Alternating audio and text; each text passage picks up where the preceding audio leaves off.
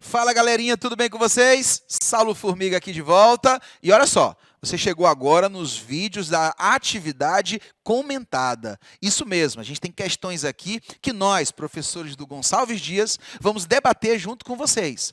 Mas para você chegar até aqui, é importante que você tenha assistido aos 2 outros vídeos anteriores, porque é lá que nós vamos embasar a teoria deste conteúdo para que você possa responder junto conosco essas questões.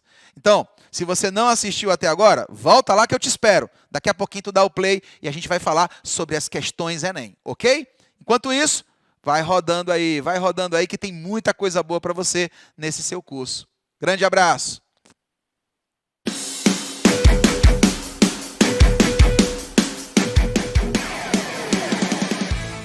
Fala pessoal, professor Saulo Formiga de volta aqui. Se você está aqui comigo é porque com certeza você já assistiu aos outros vídeos da aula de hoje, né? Nós estamos na semana que traz para a gente uma série de discussões sobre a formação do território brasileiro e, evidentemente, a característica física dele.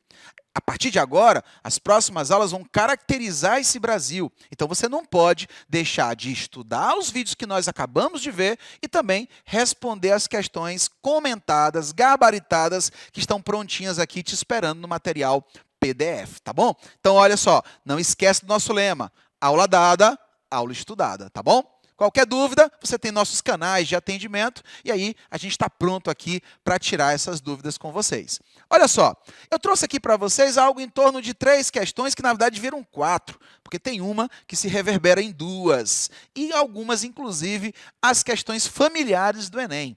É importante que você entenda que muito mais do que conhecer a geografia, você tem que conhecer a prova que você vai fazer. Se você vai fazer o Enem, então é preciso também se testar nessa realidade Enem, porque o tipo de prova é muitas vezes bem diferente das provas dos vestibulares tradicionais, tá bom? Então a primeira coisa é conhecer o tipo de prova para que você possa estudar dentro dessa temática, ok? Vamos para a primeira questão? Olha só, uma questão que traz uma música de Jorge Benjor. Na verdade, foi uma questão que sofreu uma adaptação para poder entrar aqui no nosso hall de resoluções. Vou ler com vocês, olha. Moro num país tropical. Peraí, eu vou ler, tá? Eu não vou cantar, porque aí já seria demais. Moro num país tropical, abençoado por Deus e bonito por natureza. Essa frase de uma canção de Jorge Benjor exalta as belezas naturais do Brasil e sugere a influência do clima na formação desse cenário. Sugere, mas você já sabe que isso é, de fato, uma realidade. A influência tropical no clima brasileiro está associada. Olha só, a gente viu que para conhecer o ambiente natural de qualquer localidade, eu primeiro tenho que saber onde ela está posicionada. Se você assistiu o vídeo 1, você viu que eu fiz um desafio e te perguntei se você sabia qual era o caráter térmico de uma província chamada Nome. Você lembra disso? Se você não lembra, é porque você não assistiu o vídeo 1, hein? Então volta para a aula. Nome é uma província do Alasca. E só em saber que fica no Alasca, automaticamente eu já vou para uma ideia de que a temperatura é baixa. Não é verdade? Então, localização é tudo nesse ponto. Então, ele está dizendo que o Brasil é marcado pelo tropicalismo. Bem, na aula nós vimos que o Brasil tem só 92% do seu território em zona intertropical. Só isso. Zona tropical recebem raios solares perpendiculares à superfície. Significa, então, que a superfície vai reter mais luz e, com isso, vai refletir mais calor. Quanto mais luz retida, mais calor é lançado. E, com isso, a alta temperatura é uma marca registrada no nosso país. Olha só, ao fato do Nordeste do país situar-se sob o Trópico de Câncer. Pessoal, em momento algum a gente fala de Trópico de Câncer quando se trata de Brasil, não é verdade? A gente fala da linha do Equador e a gente fala do Trópico de Capricórnio. Aqueles 92%, ele inclui aquela porção do Brasil que está acima da linha do Equador, que é de aproximadamente 7%, tá bom? Porque ela é uma região tropical, mas nós não temos nenhuma relação com o Trópico de Câncer, tá bom? Agora, o fato do Nordeste do país situar-se sob o Trópico de Câncer, ou seja, abaixo do Trópico de Câncer, o que favorece a manifestação de altas temperaturas durante todo o ano, ok? Acaba colocando a gente aí numa situação de risco. Ao fato do Nordeste do país situar-se sob o Trópico de Capricórnio, o que favorece a manifestação de altas temperaturas durante o ano todo. Só que quando eu falo do Trópico de Capricórnio, eu não vou relacionar isso ao Nordeste brasileiro, vou? Na verdade, o Nordeste brasileiro é uma das regiões que se encaixa perfeitamente como integralmente tropical. Ela fica entre o Equador e o Trópico de Capricórnio, mas nós não ficamos sob a tutela do Trópico de Capricórnio, né? Ele está bem abaixo da região Nordeste. Ao fato do território nacional estar localizado em regiões de altas latitudes, gente, altas latitudes, circula aí se você tiver com material, altas latitudes, eu falo dos círculos polares. Então, são baixas temperaturas e nem envolve territorialmente o Brasil. Ao fato da maior parte do país estar localizada numa área entre o Equador e o Trópico de Câncer.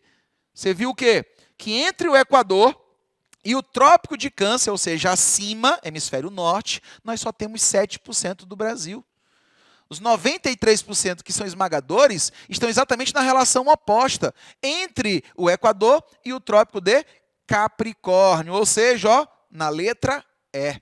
Ao fato da maior parte do país estar localizada numa área entre os Trópicos de Câncer e de Capricórnio. Aí sim, entre Câncer e Capricórnio, contempla a posição brasileira, que são aqueles tais 92%, tá bom? Questão simples, de nível fácil, tá bom? De nível fácil. É uma questão conceitual. E aí tem um detalhe importantíssimo, gente. Se eu não sei esse básico, eu não posso avançar nos meus estudos. Eu preciso fazer o dever de casa, como a gente costuma dizer, fazer o feijão com arroz, que é o básico, para depois tentar complementar esses estudos com questões mais complexas. Perfeito? Vamos para a próxima? Então, ó, segunda questão. Todas as alternativas apresentam informações corretas sobre as diferentes formas usadas para expressar a posição geográfica do Brasil, exceto. Eu trouxe uma questão aqui de exceto, só para a gente poder fazer um trocadilho, vamos dizer assim.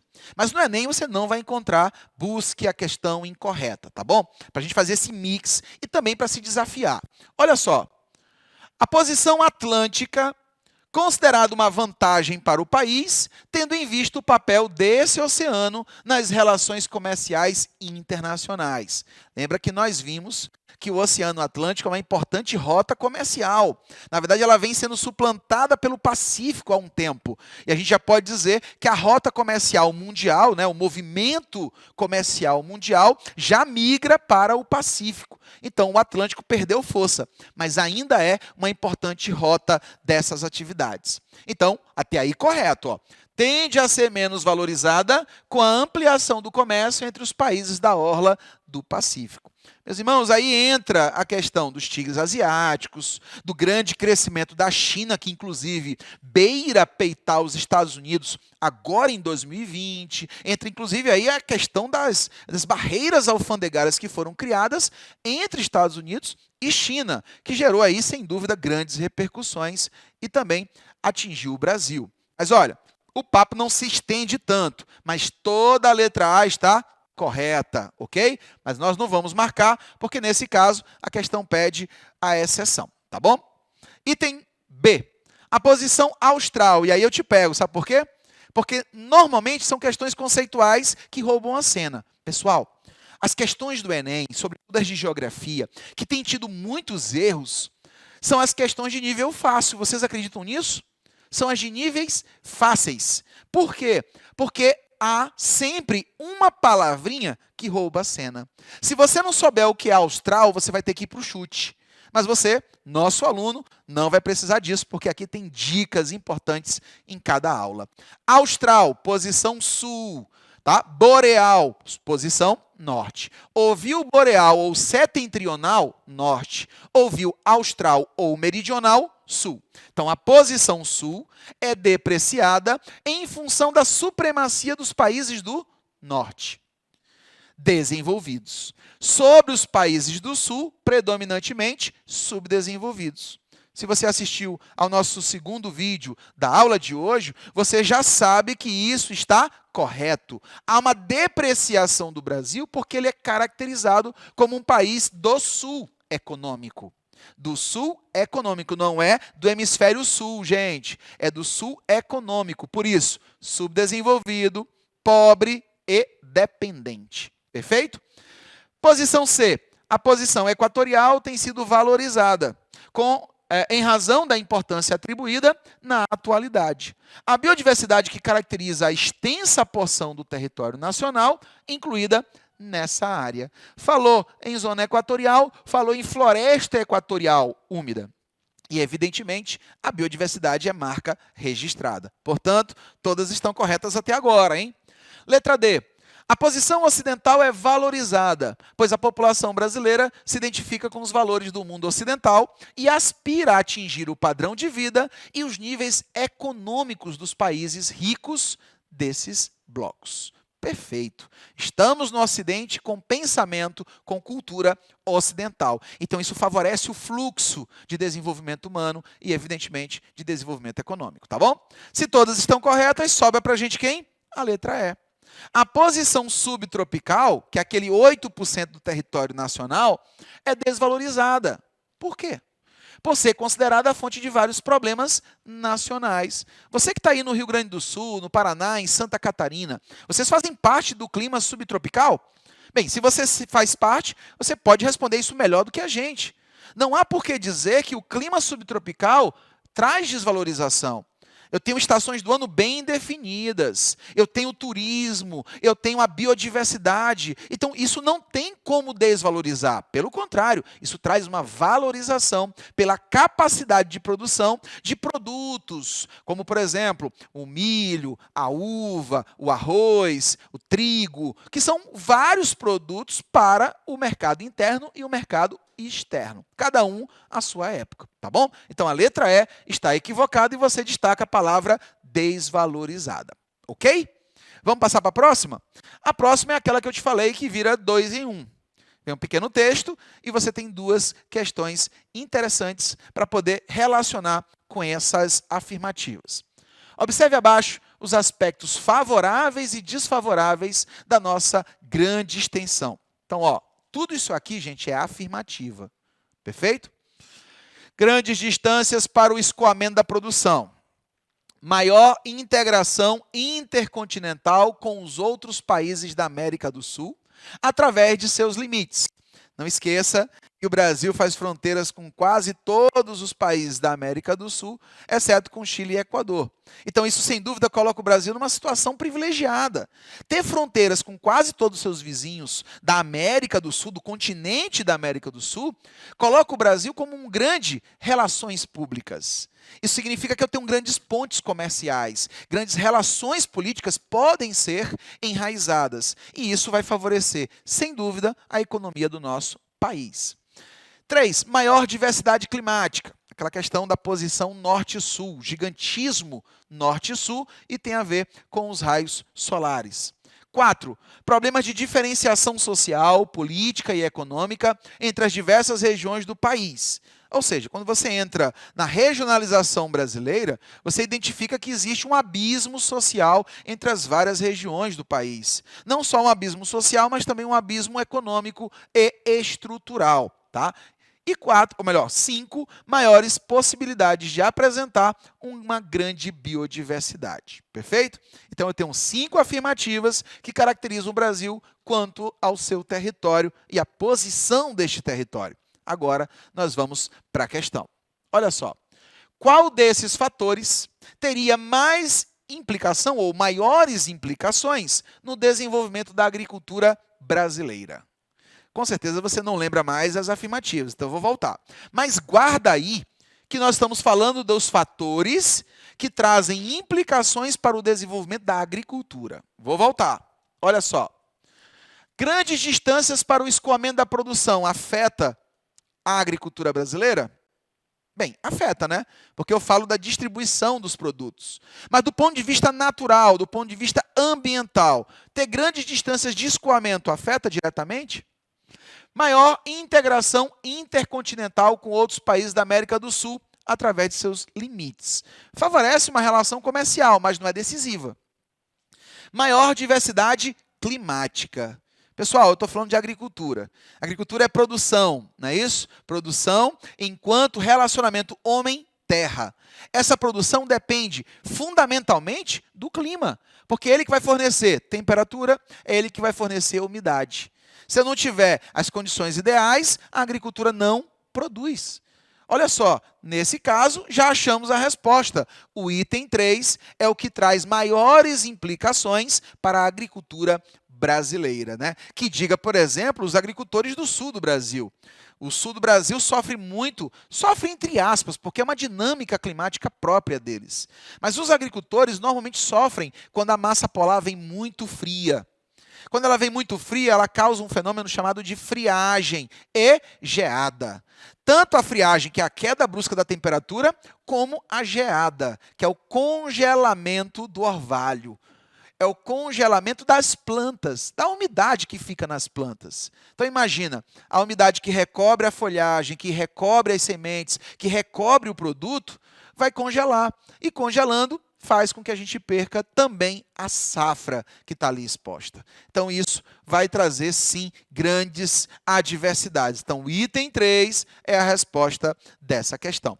O item 4 não é, porque fala o seguinte, ó, problemas de diferenciação social, política e econômica. Então é muito mais resultante da atividade agrícola do que uma das interferências pré-agrícolas. E 5, maiores possibilidades de apresentar uma grande biodiversidade, tá bom? Então, somente o item 3 responde para a gente essa questão, ok?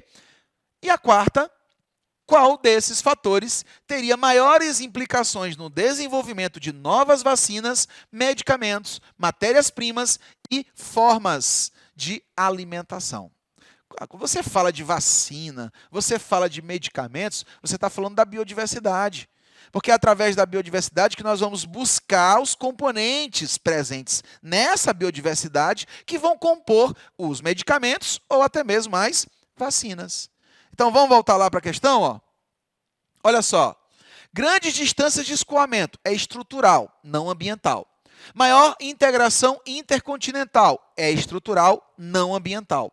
Maior diversidade climática é ambiental e também tem uma relação, mas não é a maior de todas. Problemas de diferenciação social é estrutura social, não é ambiente. E sobra o 5. Maiores possibilidades de apresentar uma grande biodiversidade. Isso aqui é uma afirmativa. Ele está dizendo que o Brasil tem um potencial gigantesco para a biodiversidade. A biodiversidade é a vida múltipla que existe nesse país. E essa vida múltipla vai nos dar a capacidade, e aí eu volto para a quarta questão, para desenvolver matérias-primas, alimentos, medicamentos e vacinas. Então, o item aqui que responde à questão é o item 5, tá? O item 5.